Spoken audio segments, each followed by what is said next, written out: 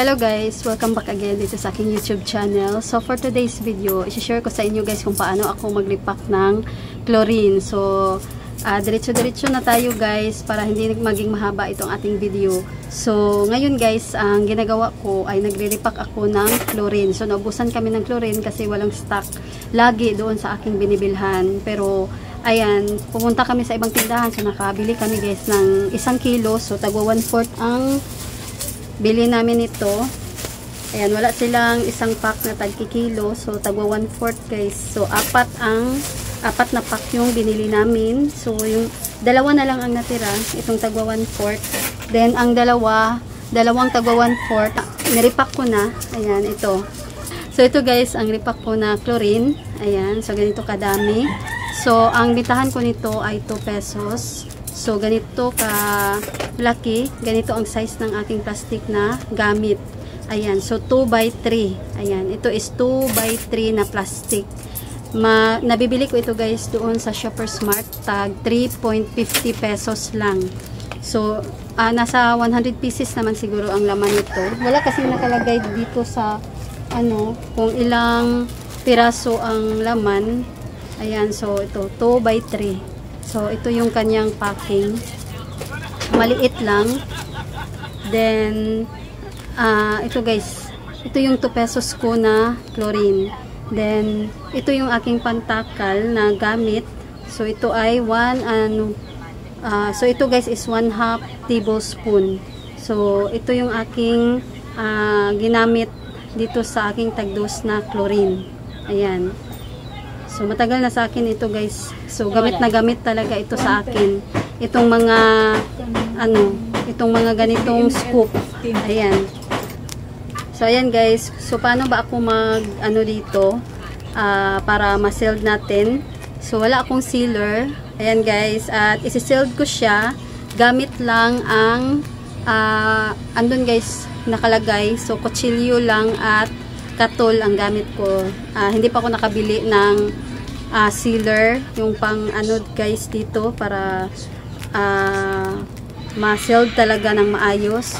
So yun guys ang ginagamit ko dahil pag hindi natin pag in-staple lang natin, pag napasukan siya ng hangin ay babasa ito guys. Ayan, pag napasukan ng hangin, kaya dapat ma-close talaga lahat itong ating repack. So noon ang gamit ko ay yung yung mahabang para sa skin day, yung 1 1/8 by 10, PD 1 by 10. Pero ayan guys, hindi na yun ang gamit ko. So ito na. Ayan, madali lang kasi siyang isilid kapag ako ay nag-repack. Yun kasi ay gagamit pa ako ng imbudo, kaya hindi na yun ang ginagamit kong plastic. So ito na. Ayan. So ito na guys kung ilan ang ating nagagawa. Ayan. So, papakita ko sa inyo mamaya. Pero ayan, sinulat ko dito guys.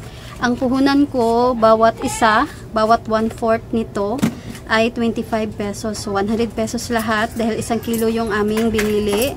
Then, ang nagawa ko guys sa 1/4, ayan, nakagawa ako ng 31 pieces.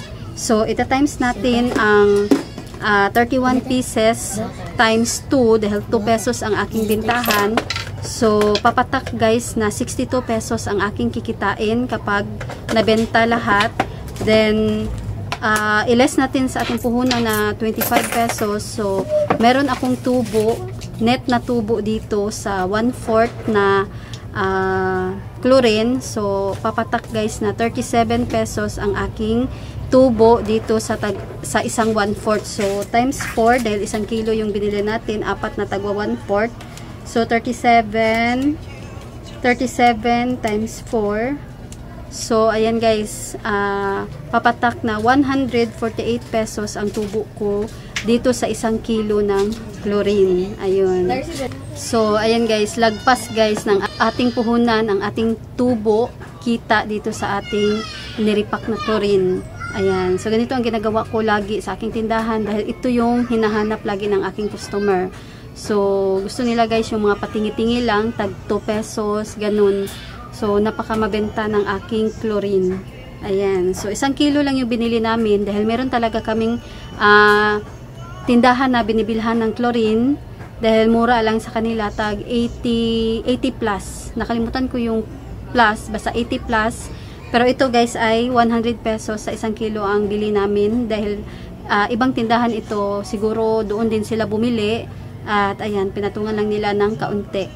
At ayan, ang binilhan namin ito ay isang bigasan. Then meron silang madami silang mga tinda at meron din pala silang chlorine. So ngayon lang namin nalaman dahil nagtanong kami at doon daw meron. Kaya ayan, nakabili kami guys. Then sa binibilhan namin ay wala silang stock. So ngayon guys, ipapakita ko sa inyo itong aking mga naripak na chlorine. Then ito lang guys ang unahin ko. Then itong dalawang tagwa 1/4. So siguro itatabi ko muna dahil hindi naman as in agad-agad mauubos ito guys. At magluluto pa ako ng mani. 2 kilong mani ang aking lulutuin. Kaya ito na lang muna guys ang aking ere-repack. So ipapakita ko sa inyo guys itong aking mga nare-repack. So hindi ko pa ito na-sealed. At ayan, pagkatapos nito saka ko isi-sealed dahil ano guys, medyo hassle itong i-sealed dahil gagamit pa ako ng katol at ayan yung kutsilyo. So ito na nga guys ang aking naripak. Ayan, so dalawang tagwa 1/4. So ito meron nang nabenta dito kanina. Ayan, at ito naman yung ating isang tagwa 1/4. So binilang ko ito guys. At ayan, ang nagagawa ko sa isang 1/4 ay 31 pieces. So ayun. So ganito guys kadami ang aking 2 pesos. Ayan. Ayan. So ito lang guys yung aking share sa inyo for today's video. So nag-share lang ako sa inyo guys kung paano ako maglipak ng aking tindang chlorine dito sa aking tindahan. So napakamabenta nito guys. At malaki ang tubo ko dito sa aking mga ganito, mga ripak na patingi-tingi. Ayan. Wala kasing naghanap dito ng tagwa 1/4. So ganito lang guys ang kanilang binibili sa amin. Itong patingi-tingi. Ayan. So mauubos din naman ito guys. Pag bumili sila dito sa aming tindahan, tag 10 piso ang kanilang binibili. Ayun, tag 5 piraso. Kaya madali ding maubos. So ayan guys, ito lagi ang ginagawa ko sa aking tindahan. Ayan, para mas kikita ako ng malaki. Ayan. So ayan guys, ito lang yung share ko sa inyo for today's video. Nag-share lang ako sa inyo dito sa aking nirepack na chlorine. So kung paano ako mag-repack, then ilan ang aking nagagawa, magkano ang ating puhunan, at magkano ang tubo natin. So ayan, na-share ko na sa inyo guys. So ngayon guys ay maganda ang panahon, walang ulan, mainit sa labas pero hindi as in masyadong mainit. So ngayon ay araw ng Lunes. So ayan guys, medyo wala masyadong bata dito dahil may pasok. Nandun sila sa kanilang eskwelahan. Pero ayan, hindi naman matumal guys dahil marami naman ang bumibili.